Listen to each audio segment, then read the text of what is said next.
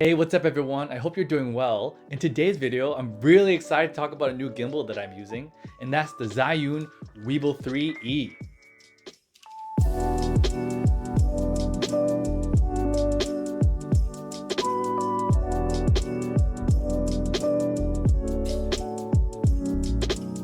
As a photographer and filmmaker, I definitely have my strong opinions about this. So in this video, I'm going to be going over the things that I like about it, the things that I'm missing in comparison to other gimbals in this price range, and would I recommend it? I'm going to cover all that, so let's go. For disclosure, you should be aware the ZHIYUN reached out and sent me this gimbal for review.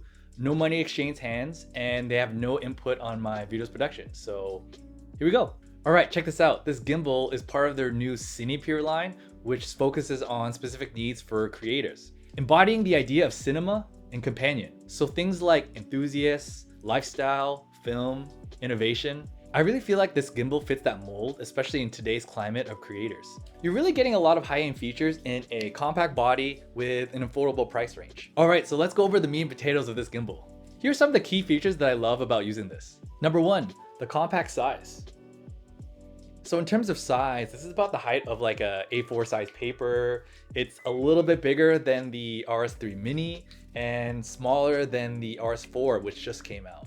All right, so this is the RS4 and this is the ZHIYUN Weebill 3E. So you can see the size comparison. Like overlap it, would that make sense? Yes, would that overlap it? Would this make sense? Yes. Whoa, very similar, very similar. Okay, put this down, sir. Thank you for your service. I was able to balance my Sony a7 IV with the 16-28mm lens with no issues, and that's about like 3 pounds, so I'm pretty sure it can handle a lot.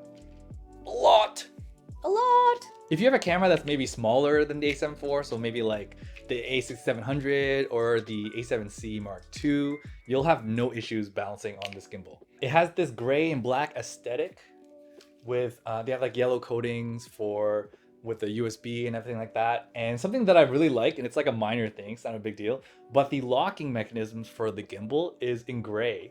So you actually know where it is. I'm so used to the DJI system with the locking mechanisms are like black on black.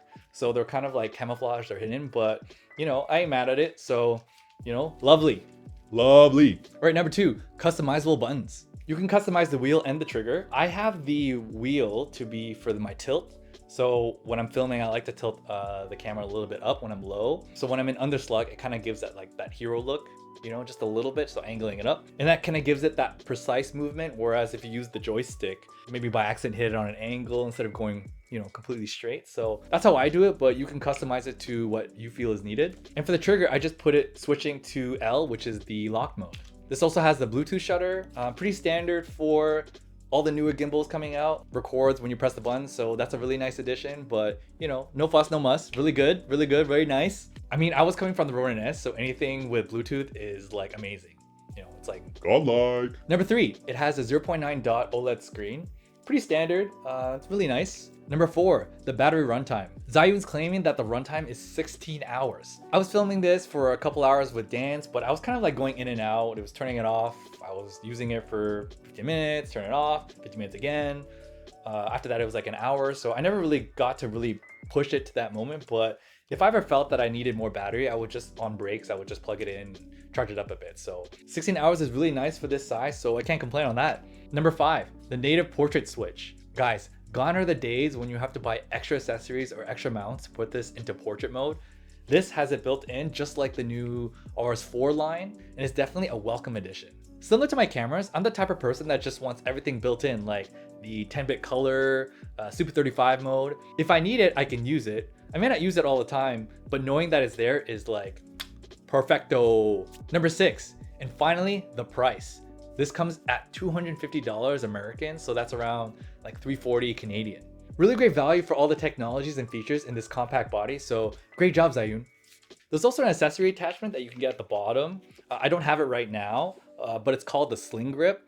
This is something I'll talk about later, but it's more for underslug or having it handheld with two hands.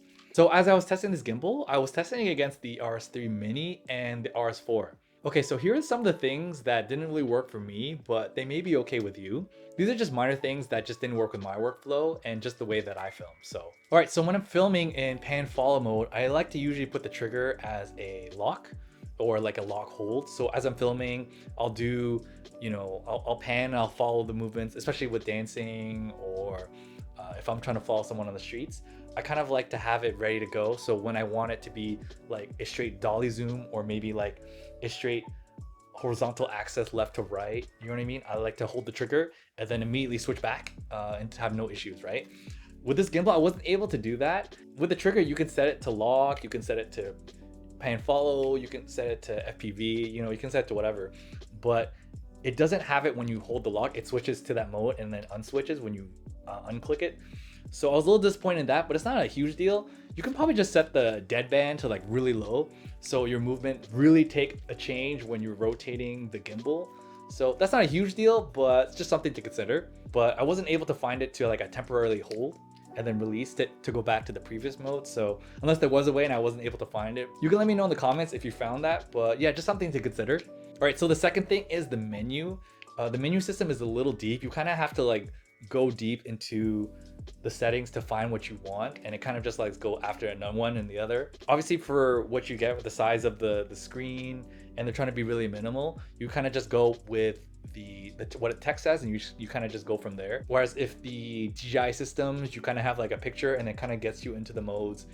It's very clear and everything like that. But for this one, you just have to dig a little bit. Maybe I just haven't used it enough, but it gets more intuitive as I start using it more. I start finding what I need, and once I find it, I kind of just set it the way that I like it and kind of go from there, and I kind of just do minor changes when the situation arises. Right, so the third thing that I found that didn't really work for me was the amount of accessories and mounting options. So like I mentioned before, there is a sling attachment that you can get that goes on the bottom, and it has that, that really nice cushion mount for your wrist.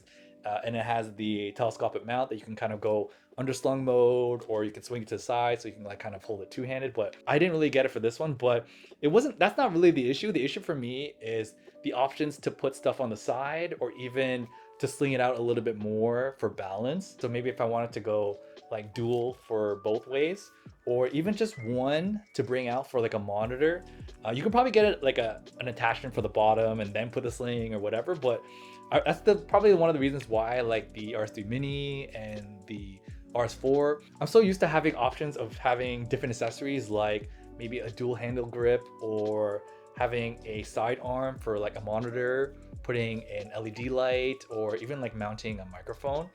So this one doesn't really have it. It only has like the 3 screws for the bottom, which I'm assuming is for the sling grip.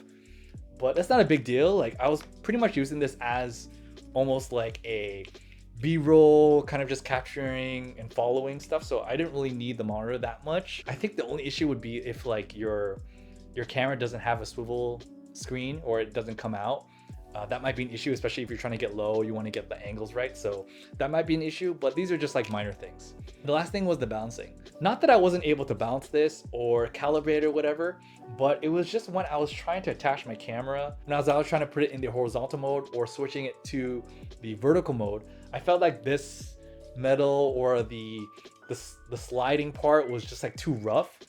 It wasn't like silky enough, but again, like I'm coming from a Ronin S going to the RS4. You just open it more and just fine tune it.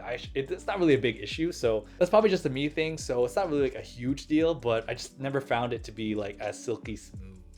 All right, so would I recommend this? I think if you require more accessories, or maybe you want a bigger monitor for playback, or you want to view the monitor while you're filming to see what you're filming in a more clearer way, then I would say upgrade to something a little bit bigger than this. I found using this gimbal is very similar to the RS3 Mini, and I keep comparing it because they're in the very similar price range and size, but I really like this because of just the payload. You can just hold bigger cameras and even just like slightly bigger lenses, Having the option to move the rail more to balance better is a really big plus, especially when you're starting to get those bigger lenses that aren't as compact. If you're using something like the A6700 or the A7C Mark II or the ZVE10, no issue with balancing on this gimbal. In terms of payload, I feel like this gimbal is way more versatile in this compact size.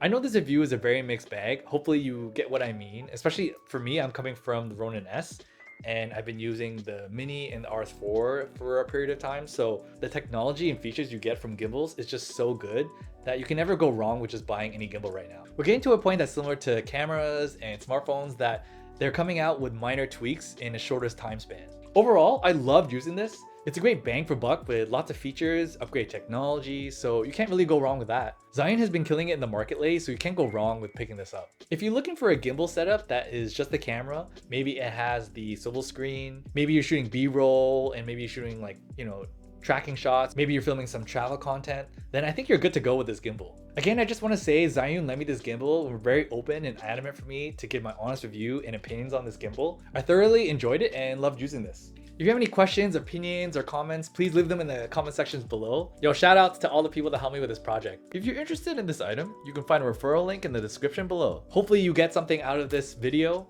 If you like this video, please like and subscribe, do all that fun stuff, and I'll see you in the next video. Bye. Peace out. Woo! Whoa!